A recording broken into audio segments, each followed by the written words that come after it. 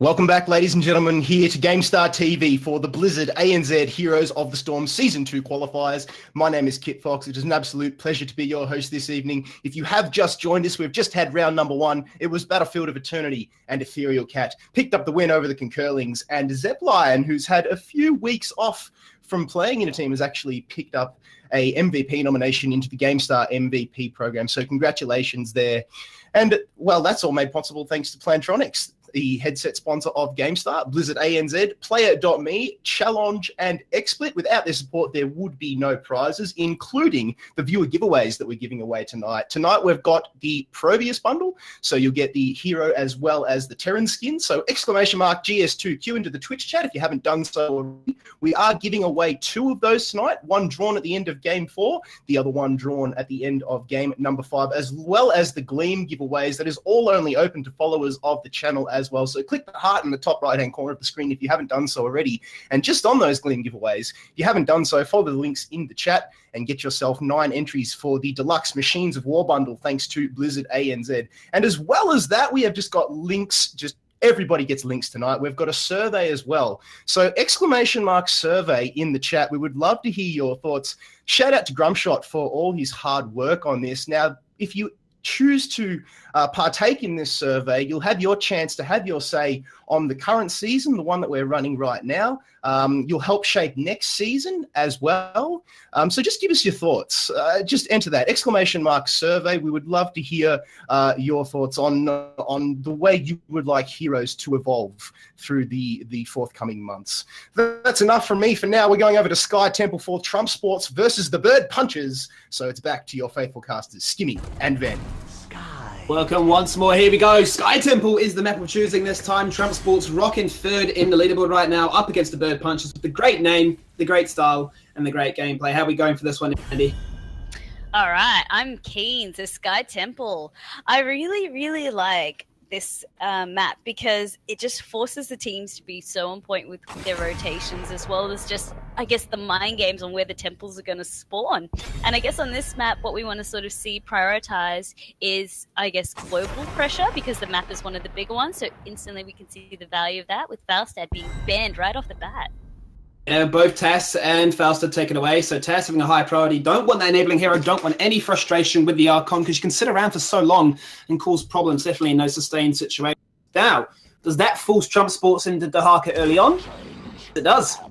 It really does. So you ban out one, they're going to pick up the other one that's left. And then it's just left to the Bird Punchers to see who they want to sort of bring out. But we have seen the Bird Punchers, Skimmy, bring out such champions as the like of Cho'Gall. Oh, don't get me excited about what we've seen in the past. I mean, for anything we know, they could bust out a Murky this time around. Oh, I mean, Murky was reworked. We actually never have seen a reworked Murky, at least not on stream in this series. But he's definitely not off the table. Whether he'd work on a map like this, arguably there's better picks on the board, such as Valor and Malfurion, another strong opening in answer to TrumpSports picking Dahaka. Yeah, you can never really go wrong with those two in your roster, but it does mean now that they obviously can't go for the Bright Wing with the global pressure. If they are concerned about being out global, then the only real option left on the table would be the ETC, which arguably, still is a contender, but definitely not as strong as he once was when he looks in that mirror in the morning with his coffee. But 2 picks left now for the old TrumpSports, rocking it straight away. Look at that, KT and Arthas. They want pure aggression and pure potential to pick off a member.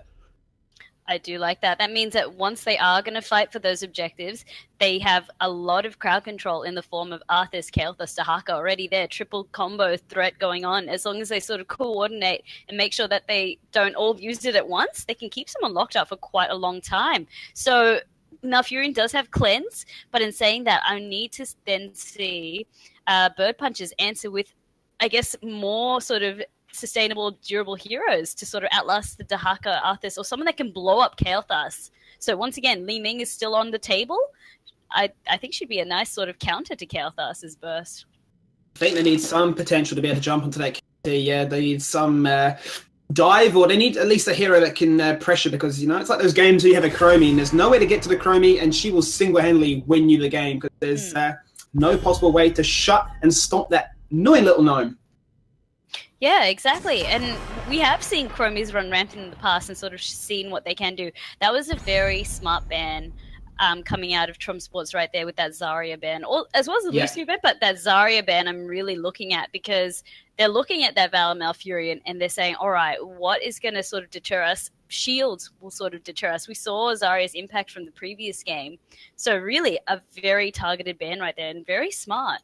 And I mean, if we take that point even further, you could say that the route is there to zone control somebody out, but expulsion zone, especially in these choke and sort of tight corridors around the shrines, for instance, it just really prevents you when all three heroes have no innate mobility to actually jump out with a gap closer. But the Lucio would be there to say patch that together, and that's definitely a big reason they've taken it off. But the Bird Punch now have 2 picks of their own. What do they consider? Valor Malfurion obviously being so diverse and dynamic. Anything really compare with it? We've seen Nazebo a lot in the past, so strong pick for this potentially. I would like to see Nazebo. I was thinking perhaps a Diablo, but they've answered with an Anubrak and Tyrael, so I do like that Anubrak sort of countering towards that anti-mage role. But in saying that, Anubrak has been picked quite a lot in terms of just, once again, just his CC ability, as well as if you do have a skill shot heavy team, he can really sort of negate that. And Tyrael, if they pick Sanctification, it really is going to then once again give them that added layer of security in these team fights. So they are definitely thinking about draft quite well, both teams. I think this final pick is really going to dictate what the Tyrael goes for, if it's Judgment or if it's Sanctification. If they've got some burst, I would say it's most likely going to be the Judgment, so that both Tyrael and Anubrak jump onto KT, cause them some problems, and force the fight as a result after that. Because right now, they already have the sustain. They need some way to blow up these heroes. Obviously, the Tychus is there for the insurance to make sure he lives for as long as possible. And the Kharazim, well, if it's anything to go by in the past, he is definitely looking to do more damage himself. Yeah, and I guess what you were saying with the Tyrael as well, that does make sense to me if he did take Judgment, because it's, as you said, putting pressure on that Kael'thas and making sure that he doesn't have free reign, forcing him to retreat back from the team fights. He'll already have his hands full with Anubrak, but yeah, if they can get Tyrael on him as well, just blow him up, instantly it's a 5v4, and then things will change. And now we've got the last pick on the side of the Bird Punches. Any predictions, Skimmy?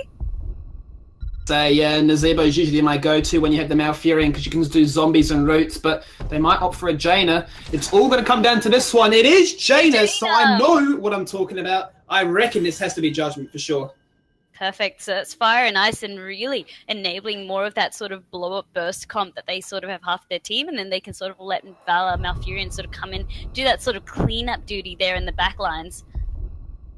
I really, really like both teams' drafts, Skimmy. I'm not really finding a fault with either. I think they both thought quite carefully about the map, but we do have a global going on this side of TrumpSports. So whether that's going to make or break the game, we're yet to see. It's going to come down to smart rotations.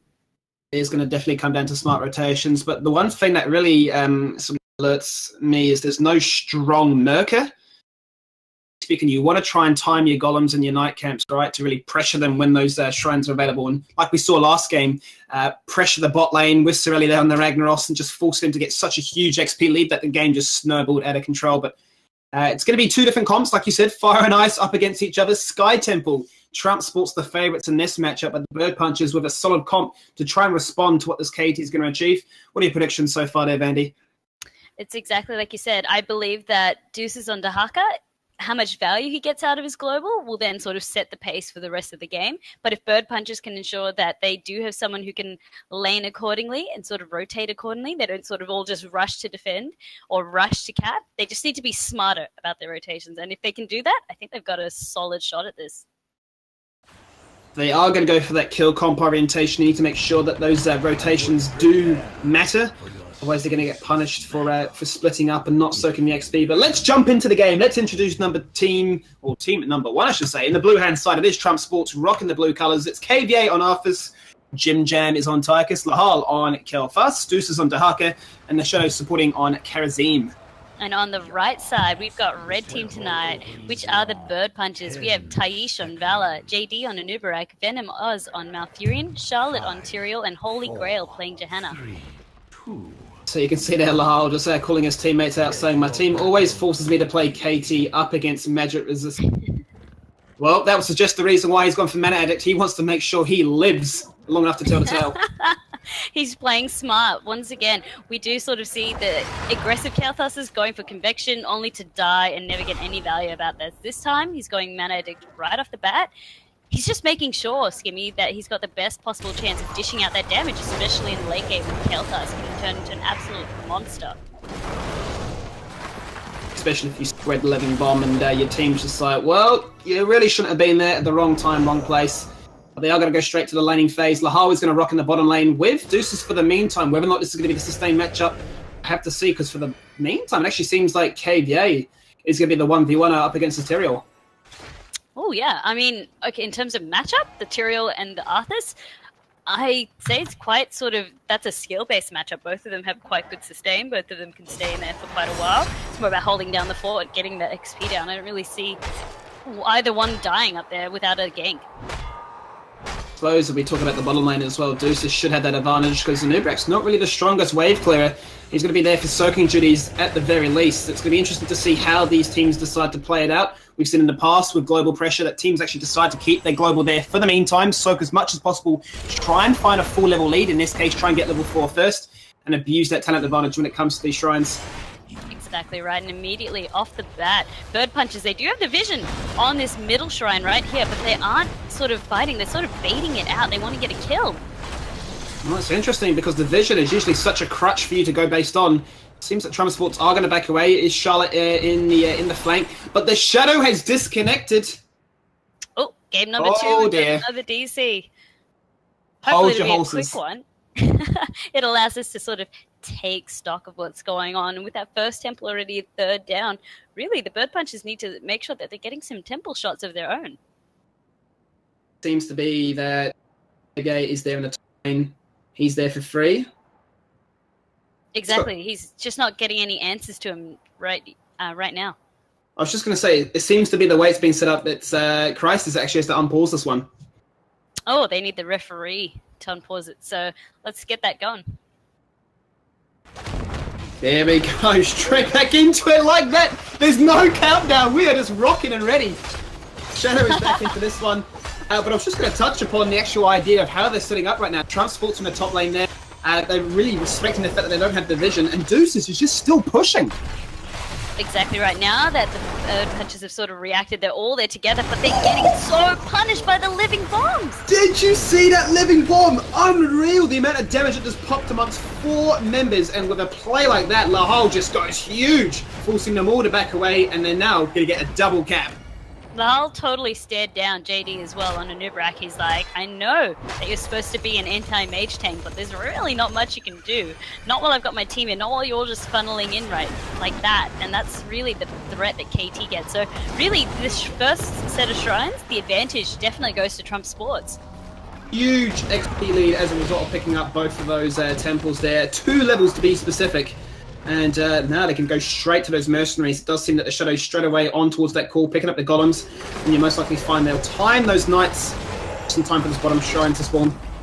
That's exactly what they do in the competitive play, and the reason why they do it is, once again, you've got the pressure from the Merc camps trying to divert the enemy team's attention away to deal with their camp. Otherwise, if they don't, it's just pushing for free. So I hope that we sort of see the similar thing coming out from the Bird Punchers, but only now they've gone to take their siege camp, and they could be in a lot of trouble here, Skimmy. Oh no, caught out in the wrong place, and as a result, that rotation is actually pretty good, but it doesn't actually really matter too much because Jaina with the Blizzard zoning out Tychus completely. KT in the back there trying to spread some damage once again. Living Bomb is going to be there. Godax as well. Kills off a Nubrak. TrumpSports sticking around for a long time, but they can afford to do so. People caught in this Frozen Tempest on Howling Blast does whiff it. Doesn't matter, or does it? Because KT does get taken out by the final tick of the Hungering Arrow.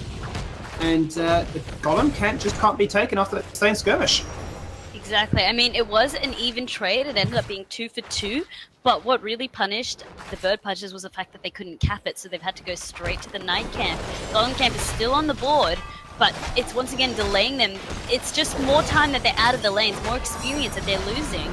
Yeah, they're really just trying to force them to be out of lane, and Deuces the entire time just keeps on soaking. They're sustaining this 2-level lead. They're abusing the fact that he'll be able to clear out this night camp much easier than what the Bird Punchers can do. And it's going to come down to them hitting level 10 first, and we might just see a bit of deja vu from the previous game. it might come down to that. But I do believe the Bird Punchers, they did react very well to that invasion in the fact that they did trade evenly. So it's not all doom and gloom. It's just going to be a setback for them. And I believe they won't be one of those teams where you see them trying to start fights. Where if they don't have level 10, they'll just sort of try to go to lane and then soak from there. So perhaps they'll just give this bottom one up.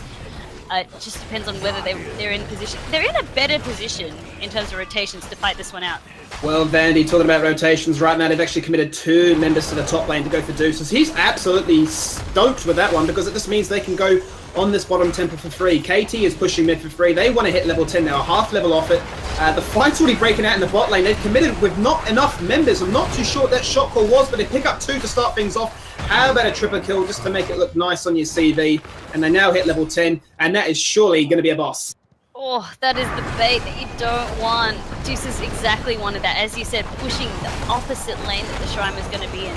Saying, all right, you need to come and deal with me. And it was exactly what we didn't want them to do, so it feels so bad for the Bird Punchers. Because not only are they going to lose the Shrine, they're really going to be set back by this one, Skimmy, in terms of the experience they lost for it. Let's see how much they actually want to choke. And they decide not to steal away the golems. They're just going to use the boss to actually buy some time. If they decide to push with this, I mean, it's only 6 minutes into this game. This boss isn't really going to be doing too much siege damage. Mainly used to buy time, but they are committing as a 4-man squad, and they want to try and force a fight with those ultimates in mind. I'm genuinely surprised. I think once Tunnel's up, Burrow's up, Deuces will sort of rotate out. I don't know if they want to go that aggressive this early on, but Vandy, they are going straight aggressive. Syndra goes to an Odin. They are going balls to the wall. They want to force the fight. They want to get some kills. They want to get a peak. When they verse Nomi on Curse Below, they have got an agenda to set. They're trying to kill Holy Grail in the backline. Odin punching people down. Both carries dropped for the Bird Punchers. The keep is 41 down. Don't tell me we're going to see a repeat. An 8-minute win. Is this the dream? They've caught another member, Vandy. 3 people down. They are on the core. What is happening? What is happening on week number 5? Bosses just winning it all, as you said. I mean, I thought they'd just get a keep at that. Then one sort of died and the other. You can see just how crazy the CC coming out of Team TrumpSports was. It was sort of like, as soon as you got hit by the Frozen Tempest, the rest was just going to follow. The Howling Blast, sorry. The rest was just sort of following onwards.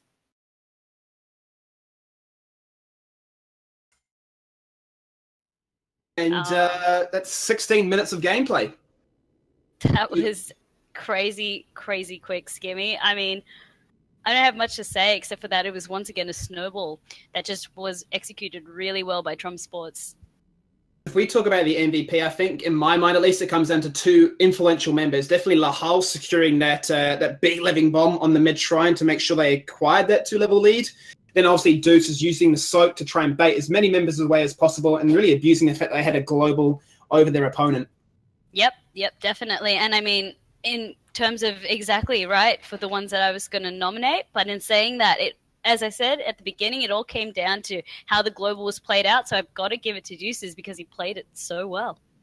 There you go, Deuces. You win yourself the nomination for the final week for round number 2. 8-minute blockbuster was the way, and TrumpSports carry on their glory, so to speak, in that 3rd and final spot.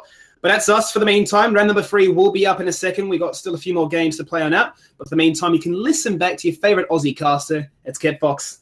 Oh, thank you, Skimmy, and you're my favourite Kiwi caster. Oh. Congratulations to Juices for picking up the MVP nomination, as well as TrumpSports for the win. If you had just joined us in round number 1, it was Battlefield of Eternity, and Ethereal Cat picked up the win, and Zepline got himself the MVP. If you haven't done so, ladies and gentlemen, we are giving away the Proteus bundle thanks to Blizzard ANZ, so ! Gs2Q if you haven't done so already, as well as those Gleam giveaways. It is the final night for those tonight, your very last chance to get your hands on those deluxe Machines of War bundle, again thanks to Blizzard ANZ. But don't go anywhere because we have got 3 more rounds of Heroes of the Storm coming at you right after this.